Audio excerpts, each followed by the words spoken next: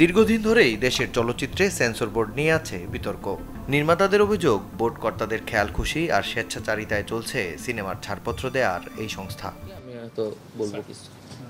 এবার এই বিষয়ে গণমাধ্যমের সাথে কথা বলেছেন দেশের অন্তর্বর্তীকালীন সরকারের তথ্য উপদেষ্টা নাহিদ ইসলাম। দায়িত্ব নেওয়ার পর তথ্য ও সম্প্রচার মন্ত্রণালয়ে সংবাদ সম্মেলনে সাংবাদিকদের প্রশ্নে সেন্সর বোর্ড ইস্যুতে কথা বলেন তিনি। সেন্সর বোর্ডটাকে আমরা পুনর্গঠন করব খুব দ্রুততার সাথে, এবং যদি সেন্সর বোর্ড না থাকার দাবি সেটিও আমরা আলোচনা করে সেটা যৌক্তিকতা অনুযায়ী সিদ্ধান্ত নিব।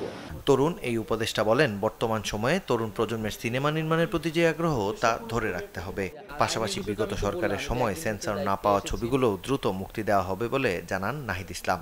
আমাদের চলচ্চিত্র নিয়ে আমাদের অনেক বেশি কাজ করতে হবে। আমাদের তরুণ প্রজন্মের কিন্তু অনেক আকাঙ্ক্ষা চলচ্চিত্রের জায়গা থেকে, এবং সেই আকাঙ্ক্ষা কিন্তু বাংলাদেশে পূরণ হচ্ছে না। কিন্তু অনেক আগ্রহী ছেলেপেলে আছে যারা কাজ করতে চায়, তো সেই আকাঙ্ক্ষা অনুযায়ী আমাদের চলচ্চিত্র নিয়ে কাজ করতে হবে।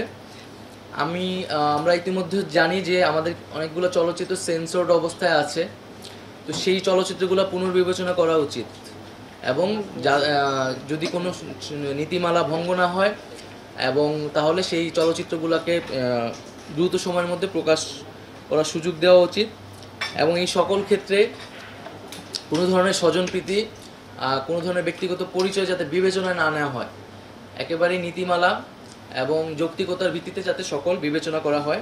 সংবাদ সম্মেলনে তথ্য ও সম্প্রচার মন্ত্রণালয়ের অধীনে থাকা প্রতিষ্ঠানগুলোকে দ্রুততার সঙ্গে গতিশীল ও আধুনিক করা দরকার বলেও জানান তথ্য উপদেষ্টা। তদন্ত চলবে। মাকসুদুল হক ইমু, চ্যানেল 24, ঢাকা।